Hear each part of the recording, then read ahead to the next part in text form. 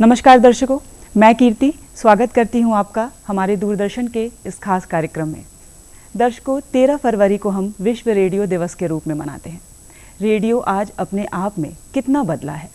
जाहिर सी बात है, जब हम रेडियो की बात करते हैं तो ब्रॉडकास्टिंग की बात आती है। ब्रॉडकास्टिंग की दुनिया अपने आप में ही संपूर्ण दुनिया है। ब्रॉडकास्टिंग के ज़रिए बहुत लोगों को जागरूक किया गया है, समाज में एक संदेश भेजा गया है। लेकिन आज रेडियो की यह दुनिया और ब्रॉडकास्टिंग की दुनिया में कितना बदलाव आया है। वर्तमान परिवेश में रेडियो की स्थिति कहाँ है, उसकी परिस्थिति कैसी है, इन्हीं सब चीज़ों पर आज हम विचार विमर्श करेंगे।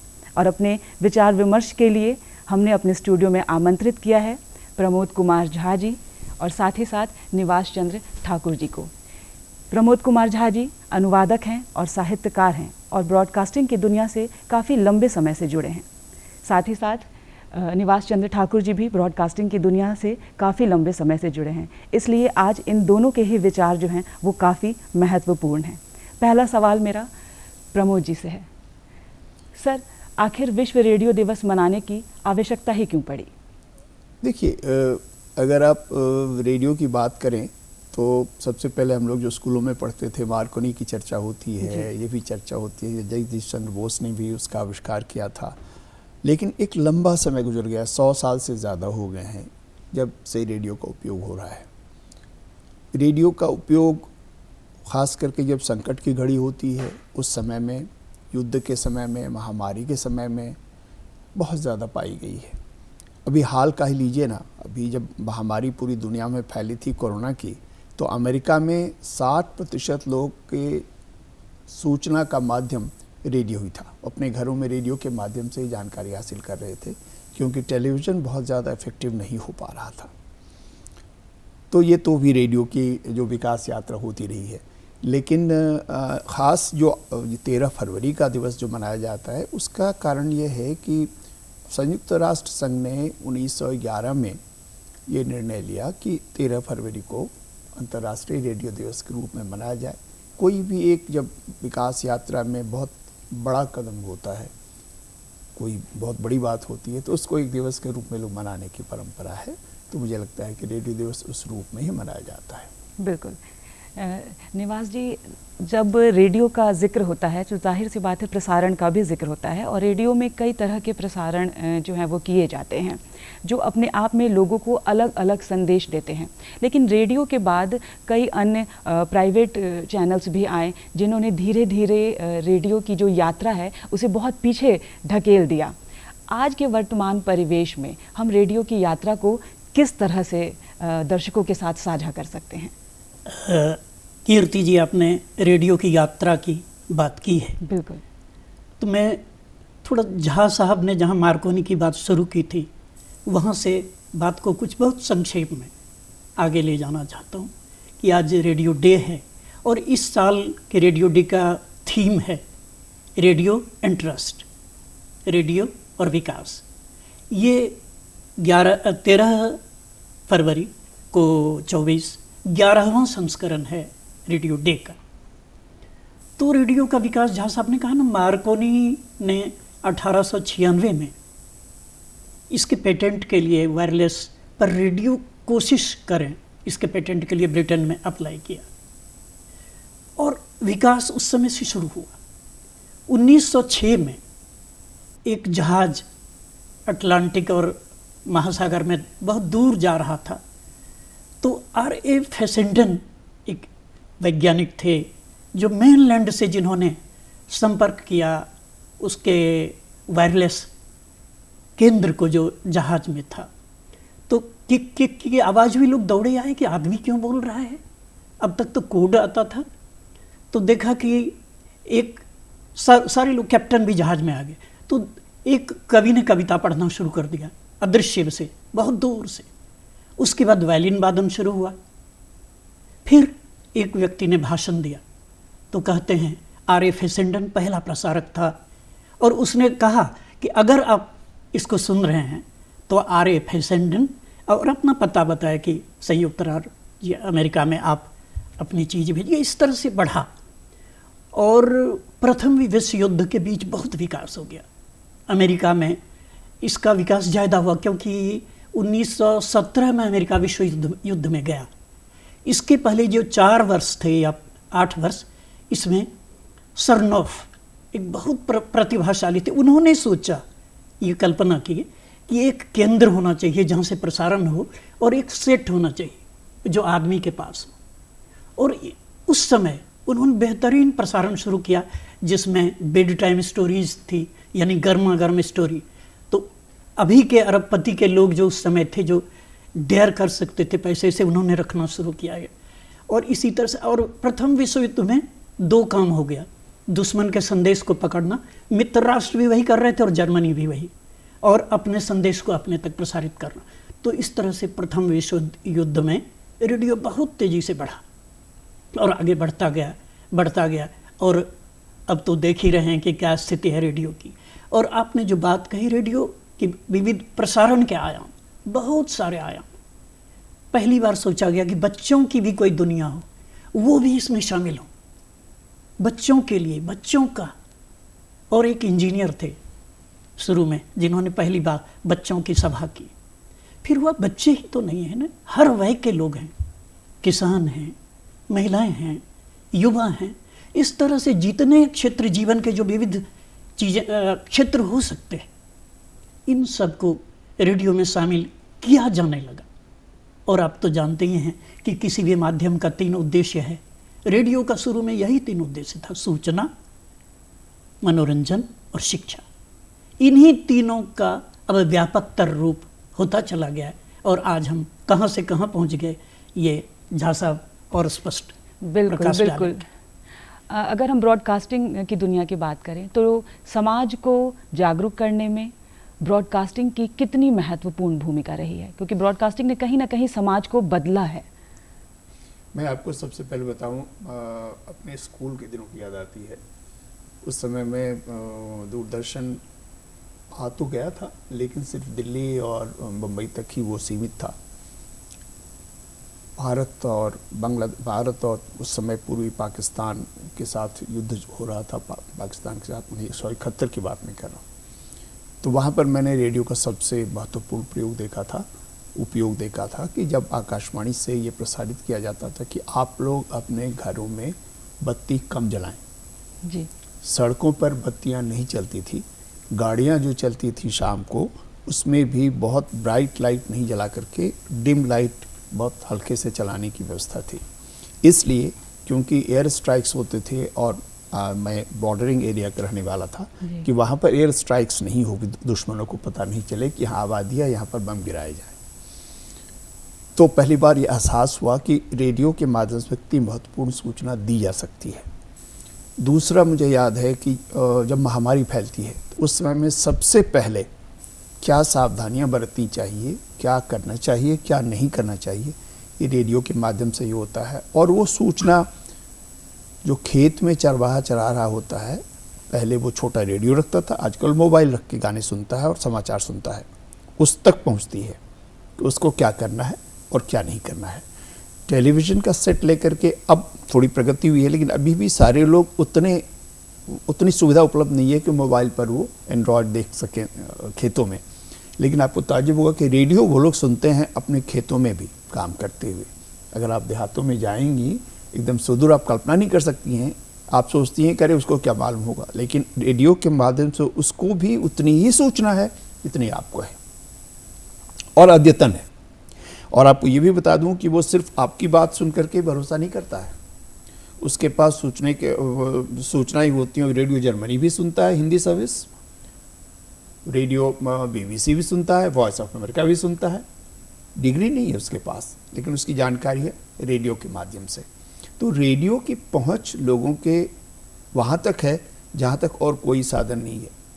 दूरदर्शन मतलब टेलीविज़न से मेरा मतलब है, टेलीविज़न रेडियो में एक बहुत बड़ा फ़र्क है। वो फ़र्क ये है कि आप टेलीविज़न जब देखते हैं तो उस समय आपके लिए एक महत्वपूर्ण काम होता है, वो काम होता है, उसके साथ आप दूसरा काम नहीं कर सकते हैं, क्योंकि आपकी आंखें और आपके कान दोनों उसमें पूरी तरह से लगे होते हैं। रेडियो सुनते समय आप उसके अलावा बहुत काम करते हैं। बहुत बार डॉक्टरों ने बताया कि अपने बेडरूम में, सोने के कमरे में आप टेलीविज़न सेट नहीं लगाइए, ऐसी कोई मनाही रेडियो के साथ नहीं है। लोग बहुत ही आराम से अपने जब आराम का क्षण होता है वहाँ अपनी आंखें बंद करके भी रेडियो सुनते रहते हैं। मेरे एक बहुत बुज़ुर्ग चाचा हैं रिश्ते में, वो आज पिछले 70 सालों से, वो 80 के ऊपर के हैं, लेकिन वो जब बहुत बच्चे थे उस समय से वो रेडियो के बहुत बड़े प्रेमी हैं। अब वो गाने सुनते हैं, गाने की पहली जो लाइन शुरू होगी उसको बता देंगे उसकी पूरी इतिहास, भूगोल और स्थिति के बारे में, क्योंकि वो 60-70 सालों से रेडियो सुनते आ रहे हैं। और हर एक चैनल पे, हर एक स्टेशन से कितने बजे कौन सा कार्यक्रम होगा, क्योंकि रेडियो के उनके जैसा मतलब गंभीर श्रोता आज तक मैंने दूसरा नहीं देखा है। बहुत सारे हमारे झारखंड में रेडियो श्रोता संघ बहुत सारे हैं। जमशेदपुर का एक बहुत फेमस है वो रेडियो श्रोता, भागलपुर का एक रेडियो श्रोता है, बहराइच का रेडियो श्रोता संघ, झुमरी तलैया तो पूरे दुनिया में फेमस हो गया इस रेडियो के इसके लिए। तो जैसा अभी निवास जी ने बताया कि शुरू में रेडियो इंफॉर्मेशन का काम करता था, सूचना, फिर शिक्षा पर आई बात। इसके बाद जब ये आने लगा कि अब इससे थोड़ा एंटरटेनमेंट हो, तो एंटरटेनमेंट होने के बाद जब प्राइवेट रेडियो चैनल्स आए तो उसने उसमें झड़ी लगा दी उसकी।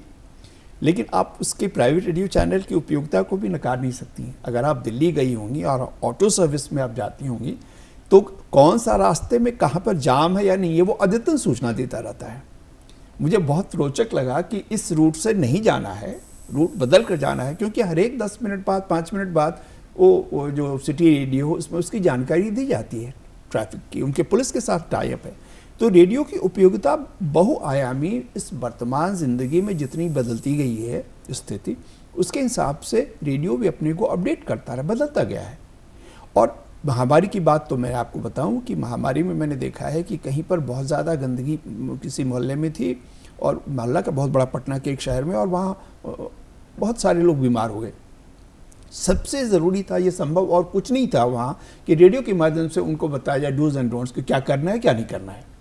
और सबसे पहले रेडियो के माध्यम से, और सरकार के जो वरिष्ठतम अधिकारी थे वो आकर के रेडियो के अधिकारियों की बिल्कुल खुशामद कर रहे थे कि इसको आप इतने इतने देर पर लगातार कीजिए, जो अधिकारी जो भी थे। और आपको ताज्जुब होगा कि वो 2 दिनों में उसको कंट्रोल कर लिया गया।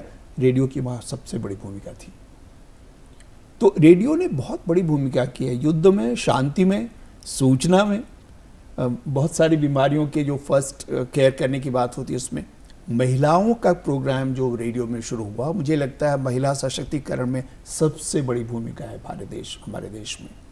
अगर आप देखेंगे जो दक्षिण के राज्यों में, उत्तर पूर्व के राज्यों में, तो वहाँ जो रेडियो ब्रॉडकास्टिंग का है वो उनका सबसे बड़ा इंफॉर्मेशन का केंद्र होता है। बांग्लादेश में जो महिला समूह है जो कि पूरी दुनिया में जानी जाती है, बहुत सफल हैं वो, तो वो उसमें उनके अपना अलग रेडियो है और उसके माध्यम से वो सूचनाएं देती हैं, अपने कार्यक्रम के बारे में लोगों को बताती हैं, और वो एक मिसाल है पूरी दुनिया में।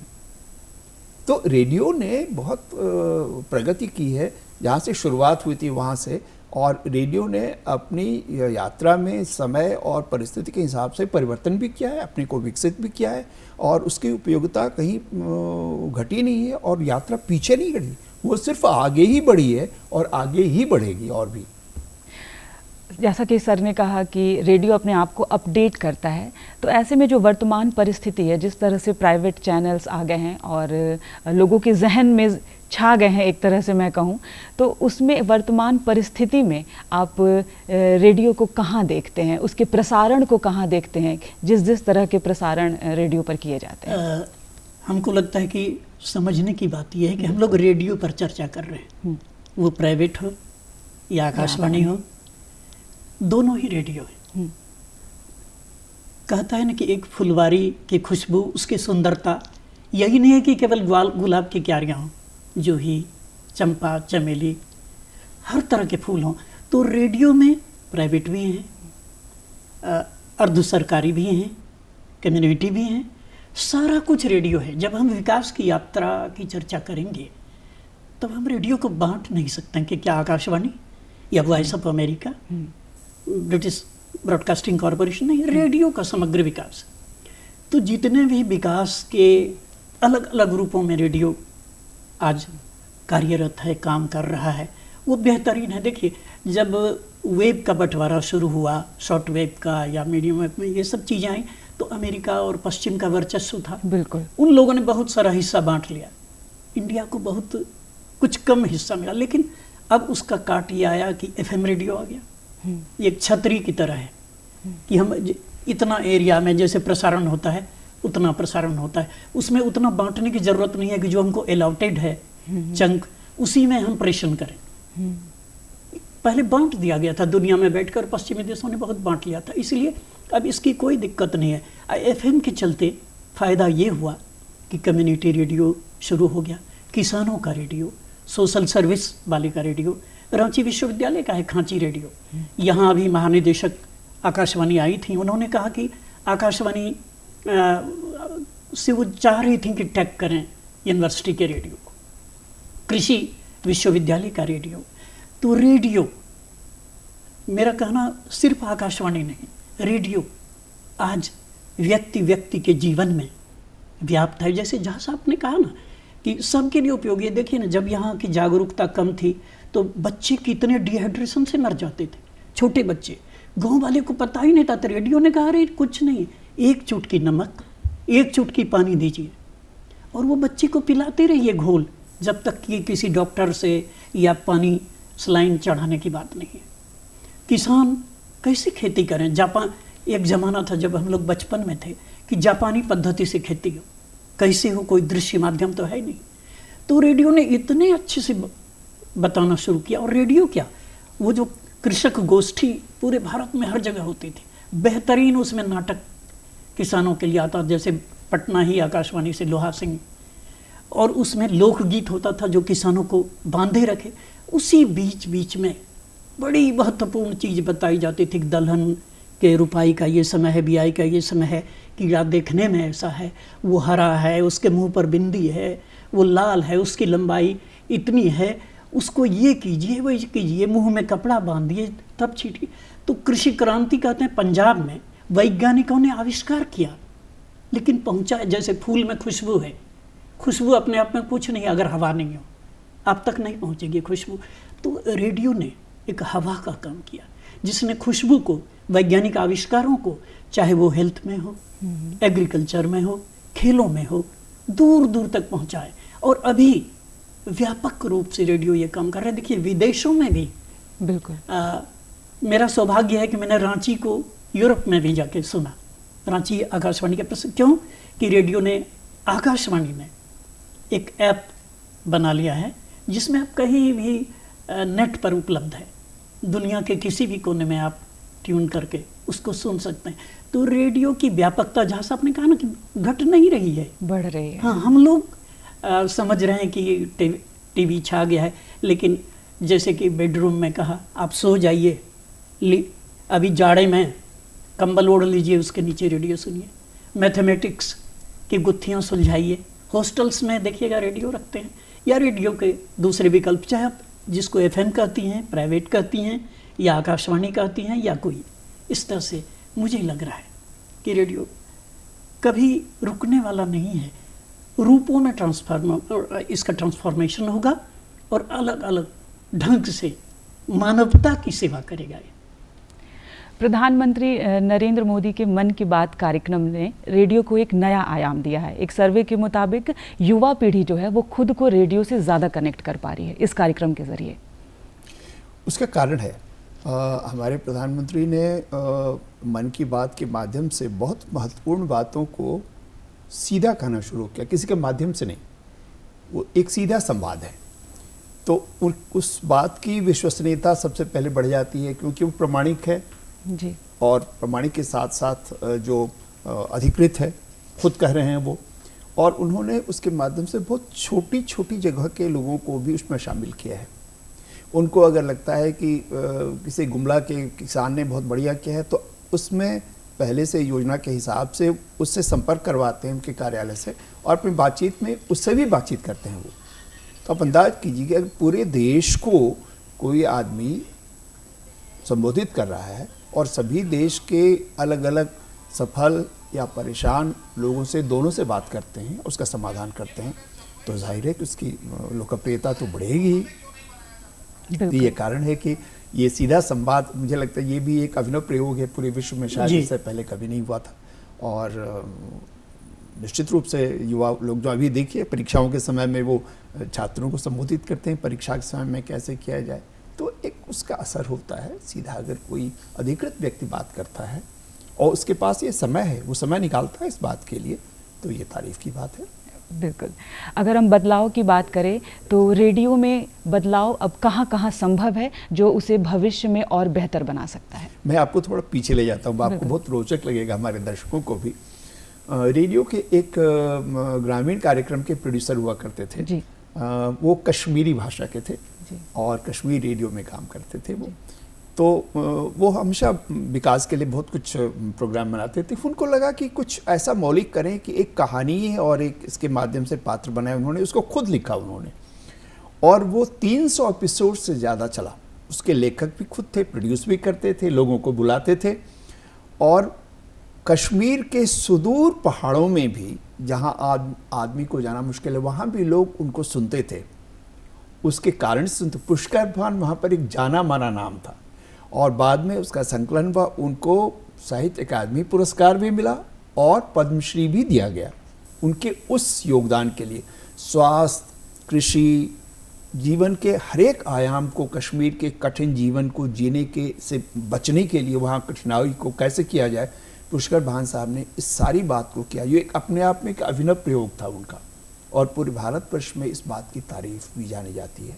तो देखिए, सबसे बड़ी रेडियो की प्रगति का ये, जैसे मैंने बताया कि जैसे जैसे, एक तो उदाहरण आपको मैंने दिया कि ट्रैफिक जाम में जो रेडियो वाली सूचना होती है वो बहुत उपयोगी होती है। अभी की ज़िंदगी में आप महानगरों में जाइए तो बाकी किसी चीज़ से बड़ी समस्या है, उनके दिन भर के आधे समय ट्रैफिक में ही गुजरते हैं।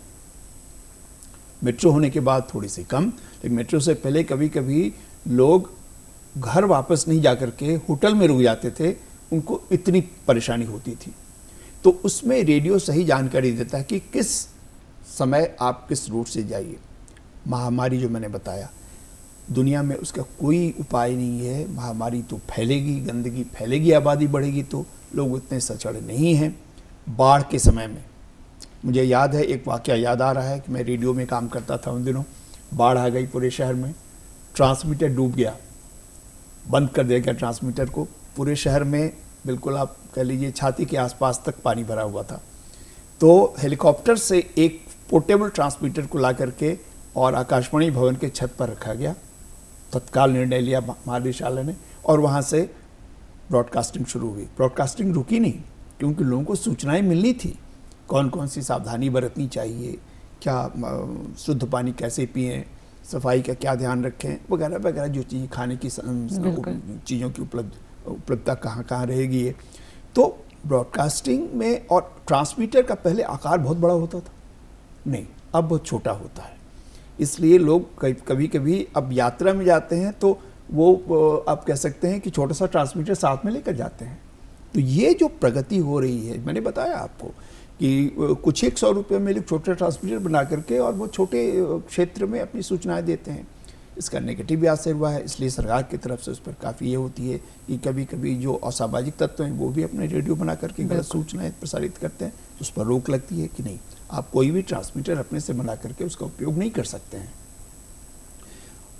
लोगों की भलाई के लिए रेडियो का इस्तेमाल, लोगों की बुराई के लिए नहीं, लोगों को परेशान करने के लिए, इंसानियत को तबाह करने के लिए नहीं।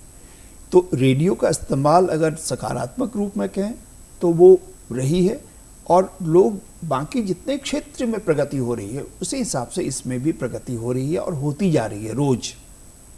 बिल्कुल, क्योंकि समय कम है और जाहिर सी बात है विचार हमारे पास बहुत हैं।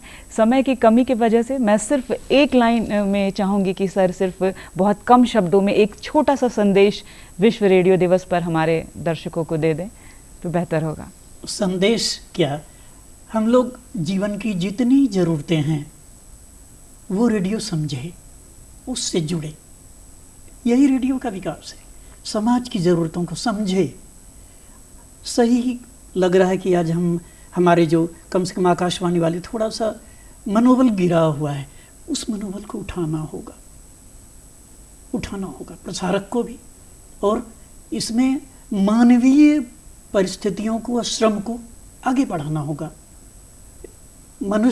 मशीन का विकास बहुत हो चुका है, जब हम समझेंगे कि हम बहुत बड़ी ताकत हैं और हैं, तो बहुत ज़रूरी है, और विश्व का भी, दुनिया का भी, हम सब का कल्याण भी होगा। आप दोनों का ही धन्यवाद कि आप हमारे स्टूडियो में आए और अपने महत्वपूर्ण विचार जो हैं आपने हमारे दर्शकों के साथ साझा किए। तो रेडियो के कई आयाम हैं। रेडियो हमें शिक्षा भी देता है, जागरूक भी करता है और साथ ही साथ हमारा मनोरंजन भी करता है। तो इस विश्व रेडियो दिवस को हम और ख़ास बनाएंगे और हमारी कोशिश यही रहेगी कि रेडियो अपने आप में जो प्रगति कर रहा है उसकी यह प्रगति कभी ना रुके, निरंतर यूं ही जारी रहे। तो इस कार्यक्रम में इतना ही। हमें दीजिए इजाज़त। नमस्कार।